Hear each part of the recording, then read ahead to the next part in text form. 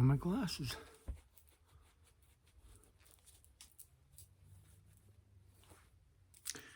Gotta use my dirty ones. And barely.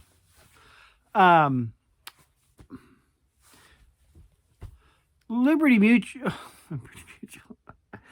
Liberty Garden, not Liberty Mutual, my insurance company.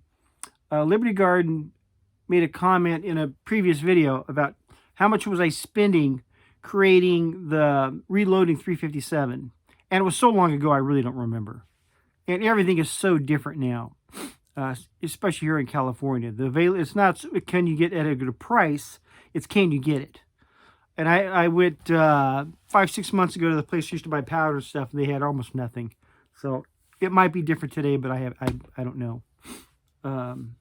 But it's a matter of what can you get, not how much you have to pay.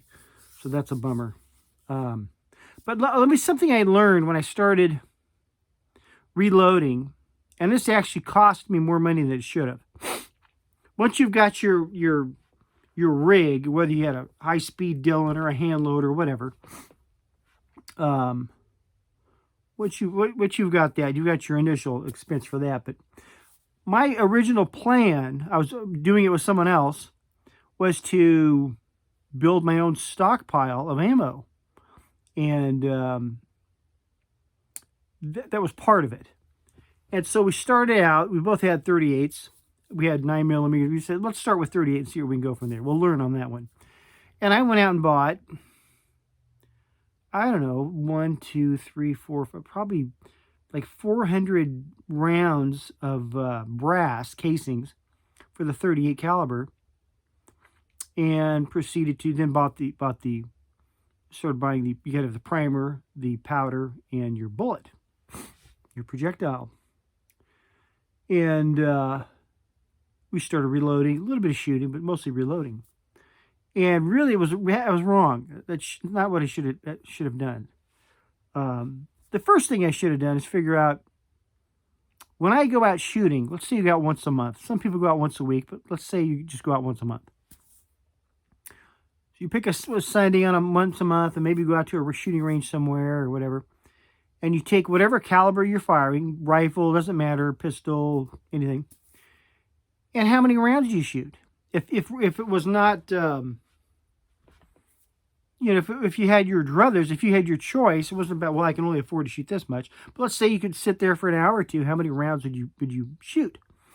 Black rifle, you might shoot 1,000 rounds, 500 rounds. If you had a big 30-06 or something like that, yeah, you might only shoot about 25.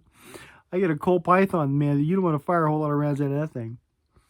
That's an Advil moment. But let's just say, I'm getting off on a tangent. Let's say I go once a month.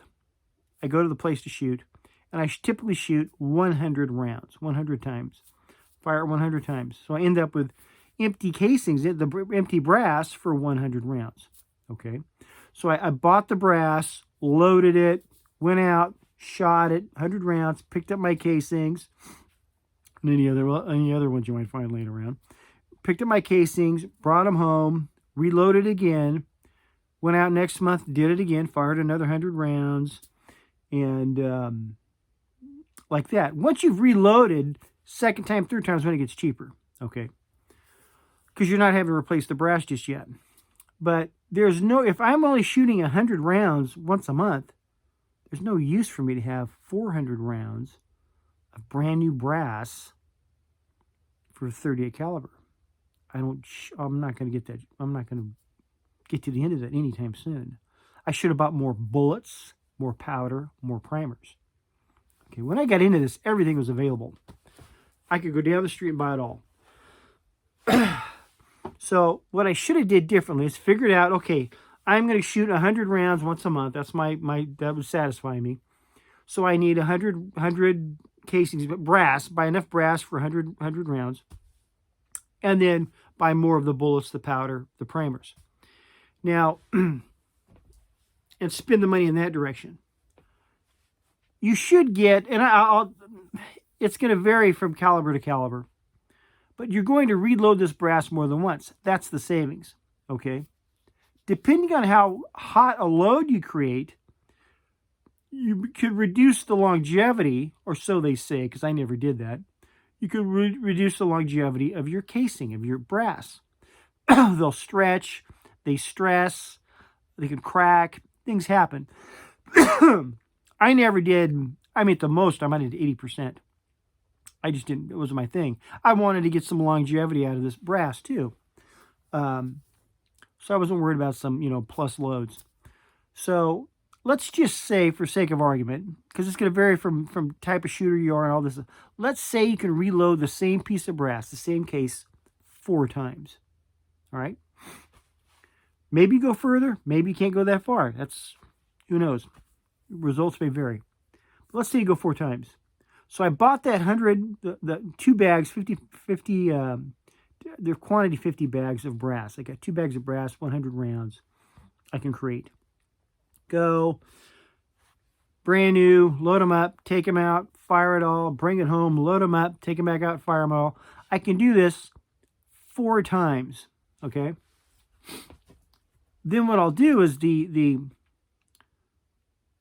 4th time I load them, or once I say, okay, these are getting close to the end, let's say it's the 4th time, I'll load them up, and then I'll stockpile those. That'll go into my ammo cache, all right?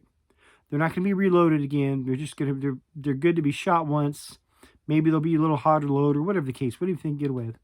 And those are the ones I'll stockpile away. I've got brand new brass in 38 caliber and 9mm that's stored up that's never been shot.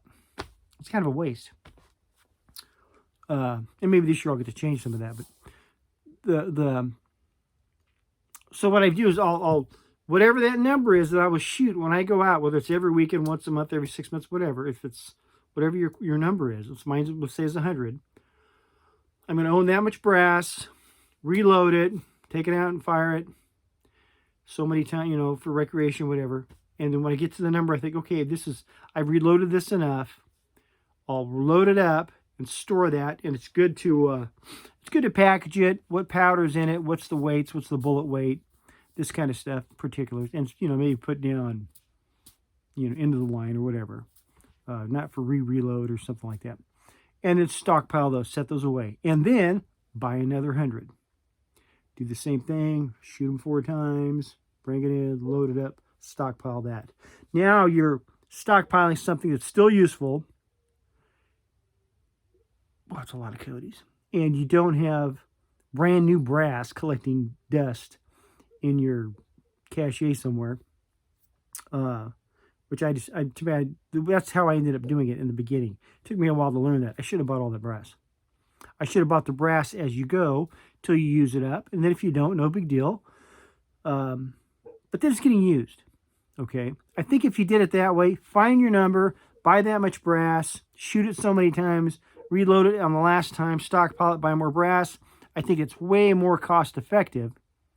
And you're using it, but it's way more cost effective that way than to, and still, if you buy something, if you can buy stuff already, brand new in the box ammo at good prices, that's great. But like I said, the big plus of the reloading is you can create a round that you cannot buy. And hopefully that makes some sense. After you fired it the first time, or reload, did your own reloading with fresh brass. Second, third, fourth time is when it gets cheaper. That's where the savings is at. You get a far better round. But hopefully it made some sense. Don't buy more than you would really realistically use. Yeah, but I got to stockpile this. Yeah, but you don't want brand new brass being stockpiled somewhere. It's not getting used. You want to get that stuff shot up. So if you do like I said, I'm a 100-round shooter. I get a brand new bag, 100 rounds, 100 casings, brass, whatever. Use it up to a certain point. Okay, this is good. And then reload that and stockpile it. Start with fresh brass. That's what I try to do. Hopefully that makes sense. Love you. God bless.